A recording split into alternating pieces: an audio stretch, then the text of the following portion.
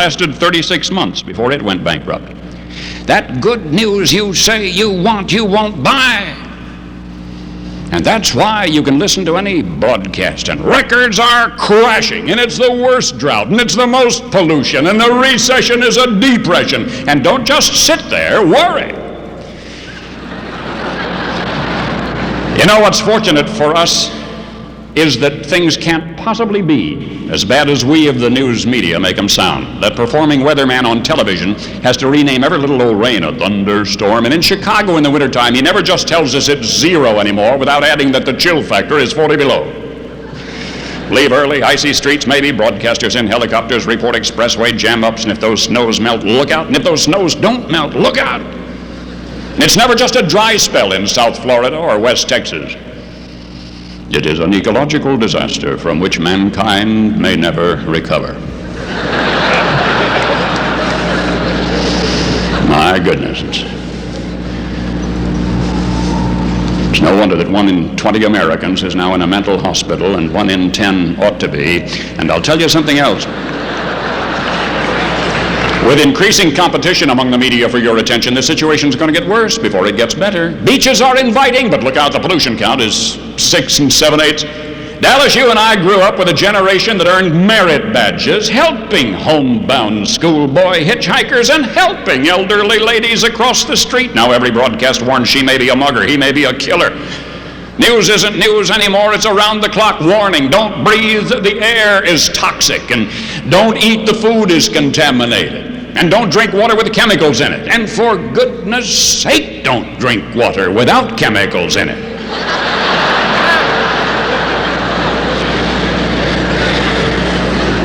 Americans, the human nervous system cannot take all this dissonance. It's driving a whole sleepless generation to booze and pills, and worse, these external crises piled on crises create an inevitable internal tug-of-war, which has caused youth suicides to soar 92% in 2 years. School-agers are now killing themselves 30 a day.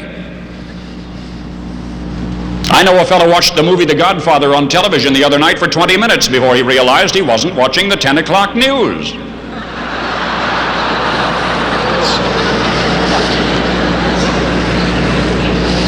Buy cars to help the economy, but don't drive them to save energy.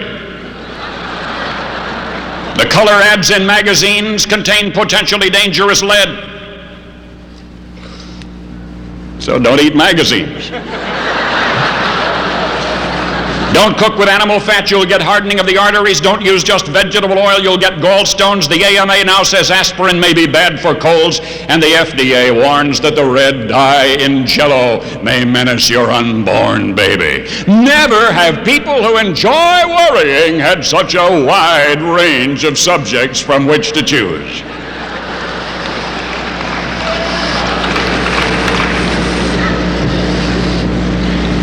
And I don't know what to do about it. I frankly confess that my own professional efforts contribute to it. Did you see that Wall Street Journal cartoon a semester ago? This youngster is about to show his daddy his report card, and he says, "Now, Daddy, before you look at this, I want to remind you they just print the bad news."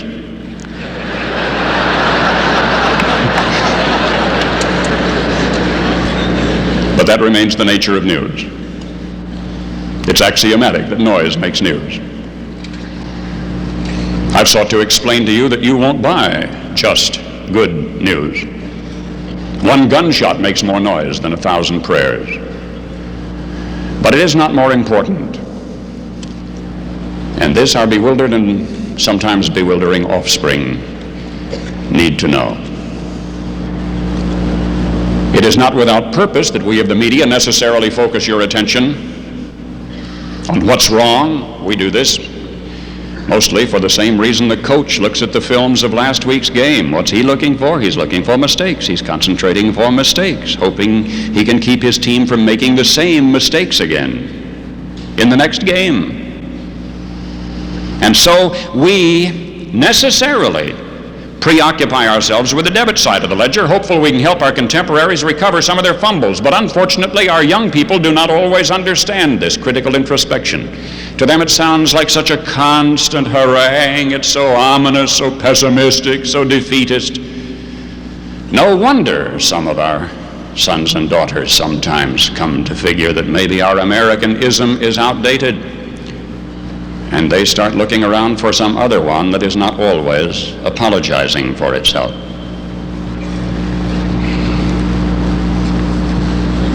And sometimes, to peddle our papers or to promote a purpose, we create some mountainous molehills. Sometimes with limelight, we create some demagogues, some Frankenstein monsters. And I'm going to confide that without a shooting war between major elections, without a Watergate about which to harangue you, recently we have been over-worrying you about the one thing we've been able to make into a saleable headline: depression speculation. But for whatever comfort it may be, characteristically, we tend to worry you about the wrong things. It was just 2 years ago we had you chewing your fingernails up past the second knuckle worrying about the bee bomb, the population explosion. We were going to procreate ourselves, remember, right off the edge of the planet? Now, for 2 years in a row, our Census Bureau confirms that our birth rate in the United States has actually been below replacement level. The headline says, cost of living up again. And the Yankee dollar did shrink 0.5% last month. But that means that in all of 1975, our inflation rate was 7%, where the year previous it had been 12%, so the brakes are taking hold. Even after allowing for inflation, the average American worker's wage last year improved almost 4%.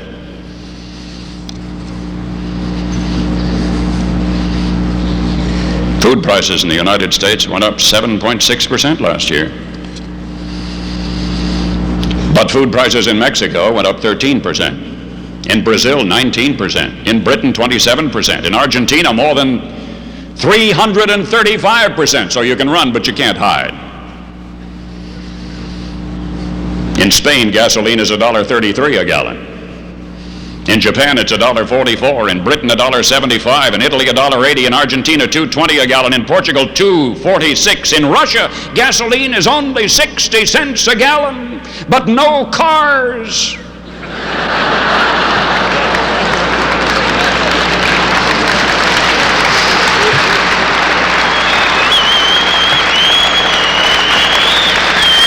So communism is not the answer. An Oregonian works 10 minutes for his dozen eggs. A Soviet Russian works an hour and a half for his. And last year, while the headlines were calling it deepest recession since World War II, it wasn't really. The stock market never did get so low, for example, as it was during the LBJ recession of 1967. And let's face it, Americans, it was a recession mostly in beef, cars, and houses. And to be realistic, you know, we can't go on building 11, 12, 13 million new cars every year without somewhere up there over-satisfying the demand. We can't go on building houses at the rate you and I have seen them built for the last 2 decades without somewhere having to take time out and wait for the demand to catch up with the oversupply. But new car sales the first 10 days of this year were running 46% improved over 1 year ago. The number of new housing units, the last month of record, declined, but that month's housing starts were still up 49% from the previous December. The headline says unemployment 8.3%. Now, why doesn't that headline ever say employment 91.7%? Never does. We always headline unemployment. But you know, it's not just we of the media who have to fight this tendency to pessimism. Let me give you a for instance. If I were to ask you, how do I get from here most expeditiously back to the airport, you'd say, well, you go out here to the entrance, you turn, you go down to the first red light, you go down here to the first stoplight,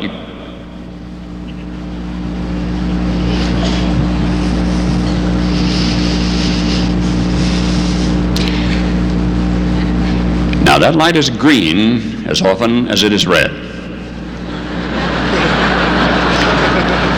But when is the last time you ever told anybody to go down to the green light and turn?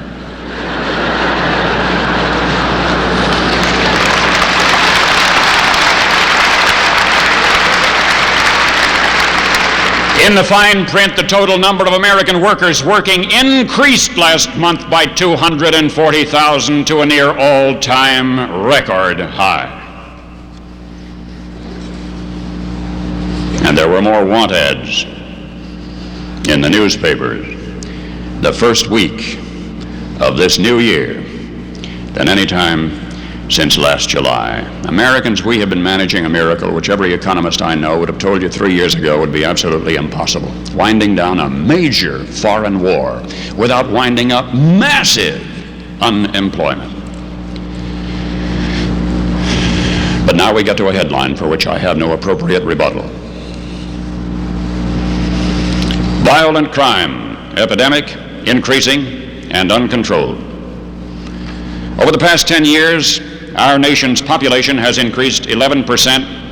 Violent crime has increased 174%, 16 times faster. I feel so keenly about this. I don't know how many of you know that Paul Harvey is the son of an early Oklahoma days lawman who was killed in the line of duty when I was 3. I've no doubt that this has much to do with my present empathy for today's lawmen. And because I feel that you have the answer, that the only way out is up, I had intended to come here tonight and address myself entirely to this subject of law enforcement, law and order. But before I could get out of my present home base city of Chicago, somebody stole those notes, and I've had to improvise some. Now that's funny just from a distance. Let me remind you that last year in Chicago we had 1,000 major crimes. I'm talking about burglary, robbery, murder. We had 1,000 major crimes every day. How many would you guess were brought to trial?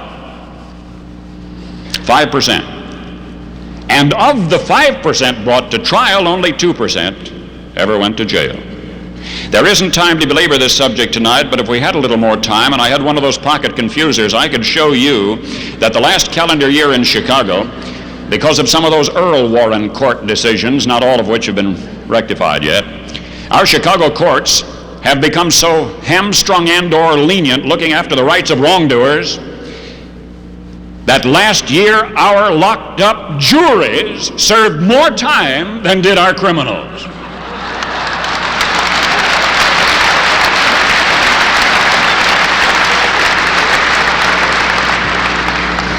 But let's not blame Washington for what ails us. If we're not all that free in our wonderful land of the free anymore, let's be sure that we place the responsibility where it belongs.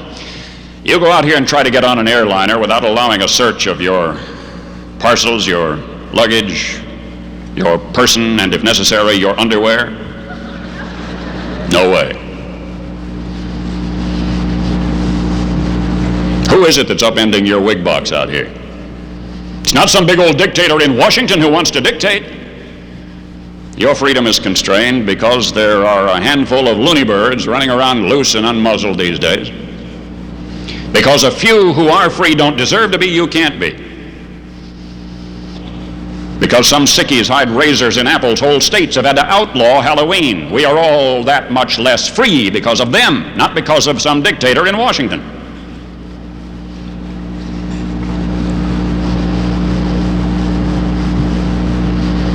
Because some misuse guns, we may all be asked to give up ours. Again, not because there is tyranny in Washington, but because there is anarchy in the unbuttoned brains of a handful.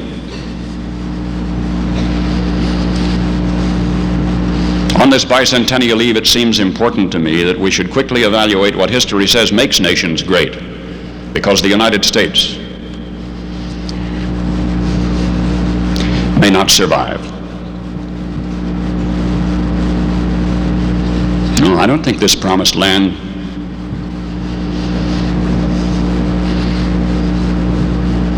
will last indefinitely any more than the others did, if its people are determined to destroy it.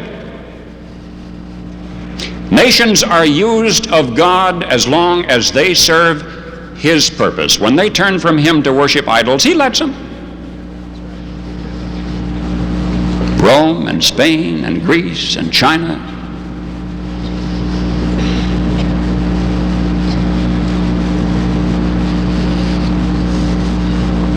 What is it that makes a nation strong? Strong enough to keep its people safe? Commerce. We're hearing a lot about our trillion-dollar national economy. If commerce alone were enough to make a nation strong enough to survive, then Tyre of old would never have fallen, would it? Hard work.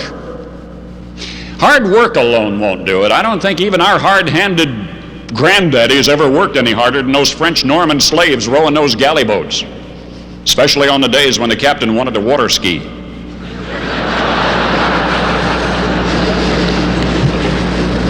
Political organization and regimentation, these things are not enough, or Rome would never have fallen.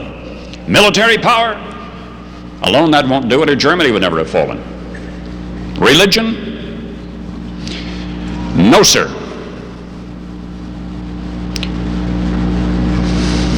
And if you forget everything else Paul Harvey has to say tonight, remember this: religious ceremony is not enough, or Israel of old would never have fallen.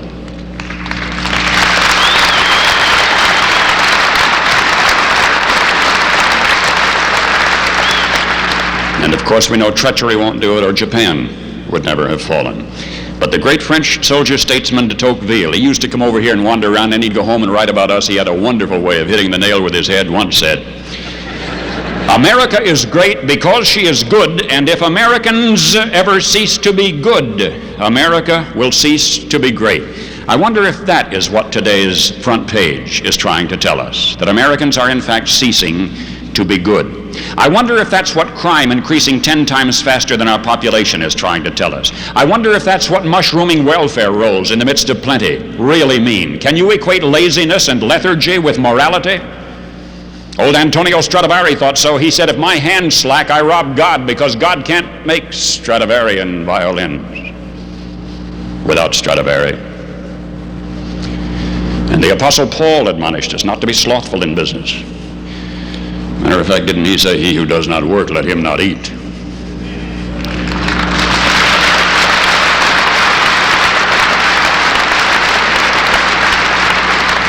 What I'm trying to say is that self-government without self-discipline won't work. Said another way, capitalism without God is not one bit better than communism.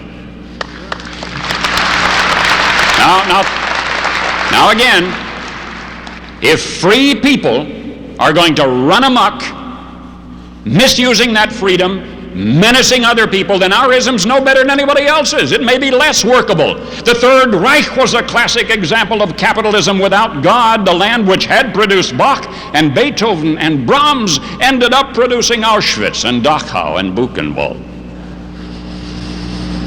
G.K. Chesterton once was asked what's wrong with the world, and he said, I am. Alexander Solzhenitsyn in Stockholm to accept his Nobel Prize, knowing that he had the ears of the world for the one utterance that he considered to be of paramount importance. Do you remember what he said? He said, for the East, but also for the West, there is no salvation except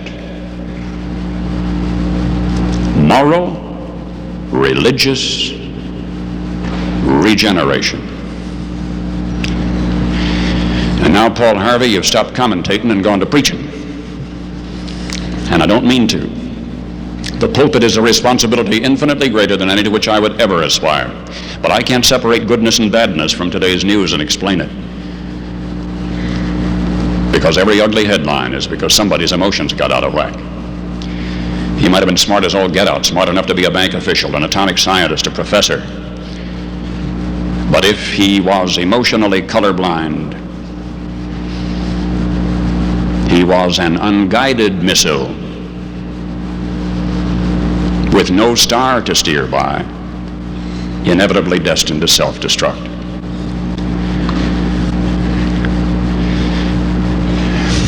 They misled us, you know. They told us that if we would just relax about sex, take our clothes off and not get all uptight about it, there would be no more sex crimes. So we let it all hang out, and the incidence of forcible rape has increased 9% in the past year. Maybe we'd better question some of the other advice they gave us. They told us that we'd been too tough on criminals, that we should go easy on them, so we went easy on them, and the rate of violent crime has increased another 5% in 73, 11% in 74, 17% in 75. They told us if we just be more generous with poor folks, that there'd be no motive for anybody to steal anymore. So we gave everybody a guaranteed income, and robbery, burglary, larceny, and auto theft are running 17% ahead of 1 year ago. You remember when they said churches are old-fashioned? That they must modernize, liberalize, rationalize, compromise? And those churches which compromised most are shrinking fastest, and those which remain what we call strictest continue to grow and prosper in numbers and in resources. So if it's appearing up to here that they gave us some very bad advice, they did. They sold us on fighting pulled punches wars with our best sons, but less than our best weapons, and we lost.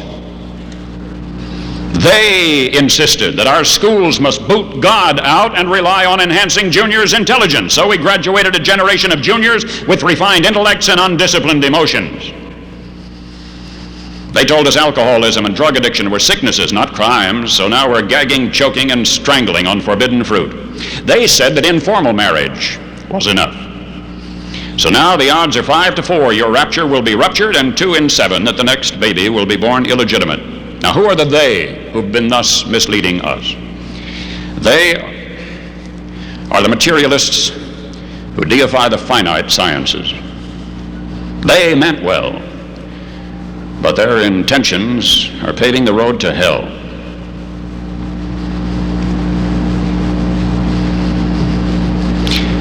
Spaceship Earth came with a book of instructions. Why don't we see what it says? It says we should not be slothful in business. It says women should wear modest apparel. It says don't steal anything. It says anything. It says don't get drunk, period. It says you sleep only with your own wife. It says you don't do what you want. You do what you ought. And for those whose consciences are anesthetized, it specifies which is which. In other words, Americans, don't you see? If this rule book were not divinely inspired, it would still be the best guidebook for an orderly existence. If it did not promise life hereafter, it would still be the best blueprint for a good life here.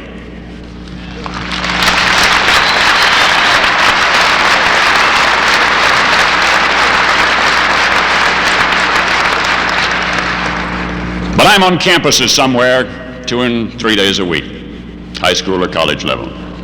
You know I've developed an immense respect for much of what today's young people stand for, and for some of the things they're refusing to stand for too. I think about the time of Kent State. Our youngsters got very close to the edge of the abyss, and they looked over the edge and they saw where all this do-your-own thing was leading. And it was then in their own enlightened self-interest that they began to revert to doing the established thing. Now there's decorum on campus again. And now, even in their freshman year, they're beginning to ask for vocational guidance, planning a vocational education. Today's young are taller, handsomer, smarter, healthier and more capable than any generation which preceded theirs, and these things we can prove statistically. Now, their judgment has not necessarily matured at the same pace, and this we can demonstrate with teen divorce statistics. 7 of 10 teen marriages fail. With narcotics misuse statistics, the percentage of users ages 12 and 13 has tripled in 2 years. And with automobile accident statistics, that's why your car insurance costs more, because your judgment has not necessarily matured at the same rate that you've matured physiologically and biologically, but it'll catch up. And Americans, I say to you that when it does, those who do get through this period of permissiveness